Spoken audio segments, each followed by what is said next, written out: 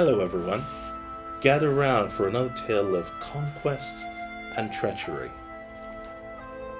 Our ruler is an unmarried talent by the name of Andiamo of Estonia. Our story begins with Sweden in civil war with Uppland, across the Baltic, and the Princedom of Novgorod ruled by 22nd Marshal Grand Prince Beastman Hybrid.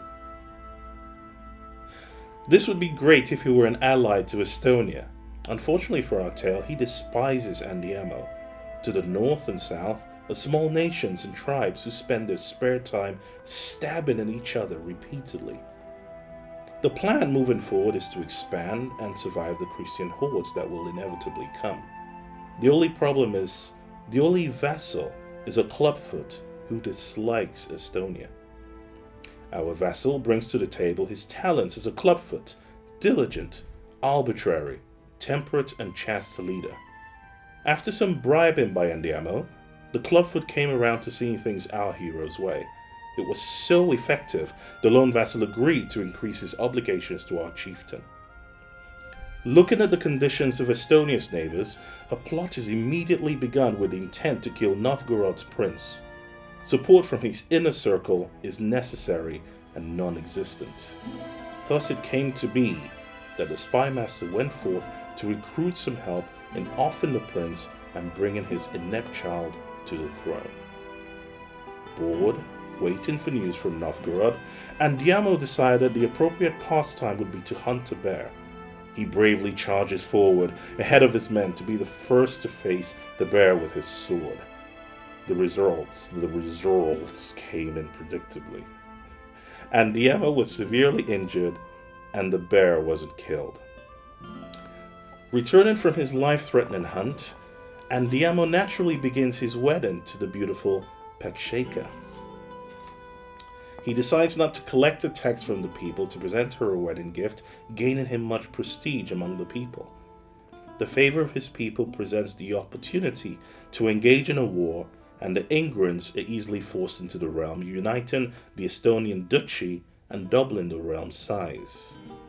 Not to have allowed the war to distract Andiamo from granting his wife the attention that she deserves, the night following the successful conquest, she informs him their first heir is on its way. Or as she explained it, an heir! An heir! We have an heir! The heir, as it turned out, was a girl. Hoping for another chance at a male heir, an invasion of Livima is conducted with much haste.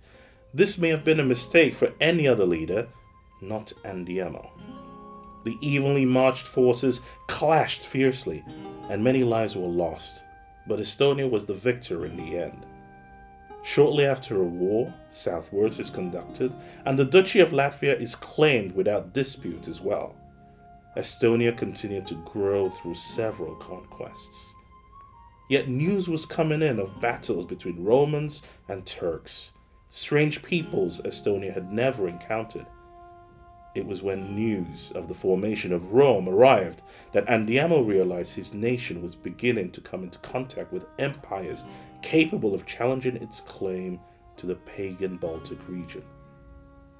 Polotsk and Novgorod being the immediate threats, a plan for the future had to be made. He also needed a son. But how many conquests would he need before acquiring another son? The end. Hello, fellow Paradoxians. I am Rotaru, and I'd like to welcome you to the new year with a new video for Crusader Kings 2. This time focusing on the different ways you can gain claims on territories you want to add to your collection. Let's begin. In order to help us out with this video, I've conscripted Duke Arrakis II of Benevento, a rather large set of holdings here in southern Italy, or Naples proper. And the first way that the Duke of